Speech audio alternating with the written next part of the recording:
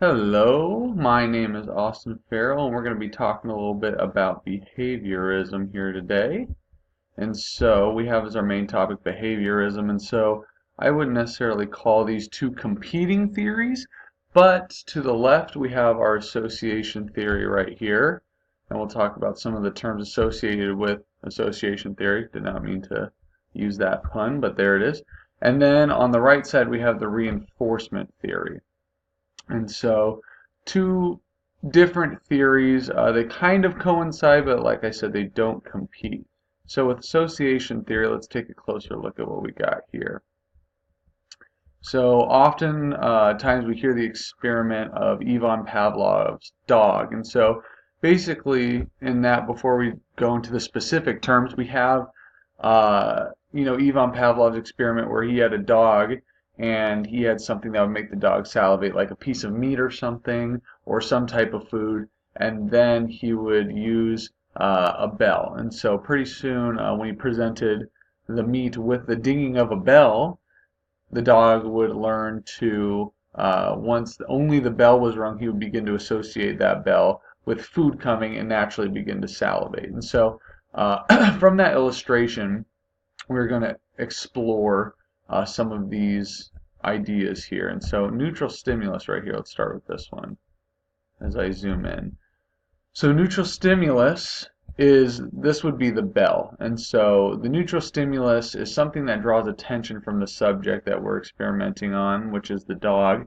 And so when we ring the bell, naturally it doesn't elicit a response that is automatic or reflexive. And an automatic or reflexive response, or up here is also called an unconditioned response. A neutral stimulus doesn't elicit that, because an unconditioned response or a reflexive response is just something natural that happens. It's something similar to if we were to shine a light in somebody's eyes, it would naturally your pupil would shrink to allow less light, and it's not something that you're in charge of. And that's why below here in where it says this little box below the level of conscious awareness, it means that you're not controlling your reaction. It's something your body naturally does as the stimulus is presented. So back to the dog experiment, we have this neutral stimulus, which is the bell for the dog.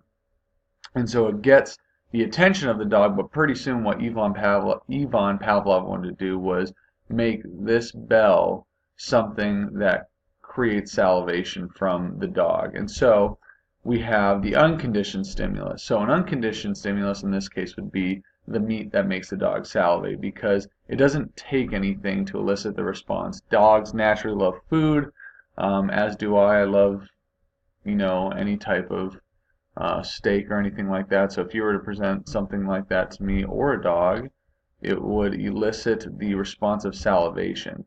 So then we have right here the unconditioned response. So, and I tried to categorize these in black right here, so you can kind of group all the stimuluses together. We'll try to make sense of them, in a group. But the conditioned stimulus is basically the neutral stimulus. It's the same thing, but it's after the dog has been trained to now associate that bell with the thought of meat coming, and then that conditioned response is saliva or salivation. And so we go above here, and like we're talking about, these stimuli produce responses. Now over here is the unconditioned response, and so the unconditioned response is automatic.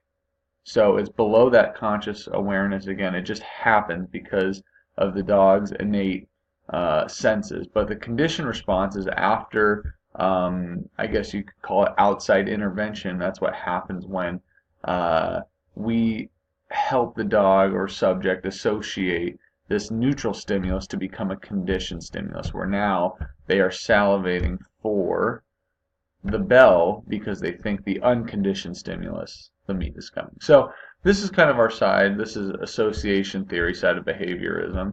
Now let's take a look at reinforcement theory. So reinforcement theory, there are two main thinkers to this theory. The first one is Edward L. Thorndike. He was an American psychologist, more responsible for the development of reinforcement theory. But I think the person we're talking about more when it comes to reinforcement theory is B.F. Skinner. Now, B.F. Skinner, also an American psychologist, was famous for the development of something called operant conditioning. So, operant conditioning, which we'll kind of explain using the rest of these groups of bubbles, um, operant conditioning involves, positive and negative punishment and reinforcements. But really what he's famous for, I read about this, he didn't even want it to be named after him, but they're called Skinner boxes. And this is sort of what a lot of people talk about, where they put a testing subject, usually some sort of rat or animal, inside of a chamber. And so they're given two choices, and they can either press one lever and get a positive reinforcement, or press another one and get some sort of negative stimulus. I should say stimulus more than reinforcement, because I don't want to mix up the words. And so we have a difference right here in this yellow group between, you see here it says punishment, and then here it says reinforcement. So what's the difference? Well, reinforcement is when you maintain or add something. I'm sorry, that's only if it's positive, but you can also make it negative by taking away. But the goal is to maintain or increase the desired behavior. Sorry, that is the main goal, is you want to maintain or increase that desired behavior. And then for punishment, it's to reduce or eliminate a behavior, either by positively adding something, or negative punishment would be taking away something.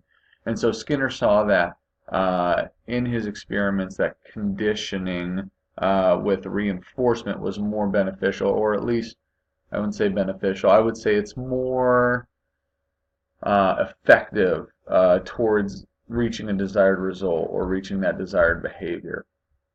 And then we kind of get into the types of stimulus. There's really only two.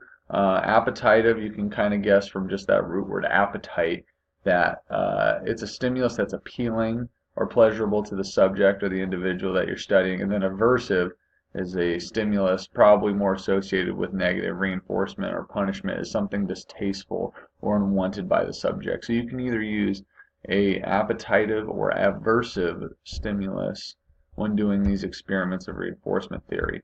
And then we kind of get into the confusing but explainable scheduling of distributing of stimulus. So we'll start with the left right here, and we'll work our way clockwise. But a fixed ratio schedule, it's when I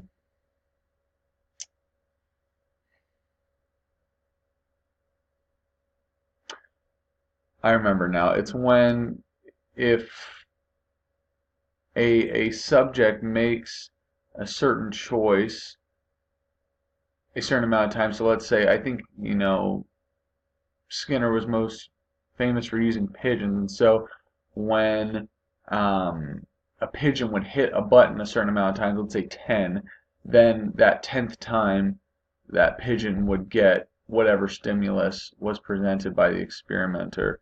And then we have over here fixed variable ratio. And so, I'm sorry, a variable ratio schedule, that's what I meant to say. And so it's more random variable, meaning they could insert whatever number they want into the variable. For example, you could have the pigeon press the lever twice or 4 times, and each time it's different. And I don't really know why B.F. Skinner would choose to do a variable ratio schedule, maybe to have the pigeon or whatever keep trying until they get it. But that's what that is. Then we move our way to fixed interval schedule, and this has more to do with time than the number of times a subject presses a lever or something to get a stimulus. This is, only after a certain amount of time and a subject pressing a lever will get the stimulus. And then a variable, you can guess again, it's adaptable. They change it every time. They'll give it completely random, and I really like the article that was posted in Canvas, basically where a pop quiz would be a variable interval schedule. And it's just a random time where something's presented to you, whether it be negative or positive reinforcement or a punishment, and basically it would change every single time. You wouldn't know when it's coming. So That's really the difference there, and I tried to color code that in green to show how they group together. So, in between all these things, the two schools of thought, I wouldn't say two schools of thought, but just the two theories we have associated with behaviorism between reinforcement theory and association theory. That's everything we got, all the red words. All right, thank you very much.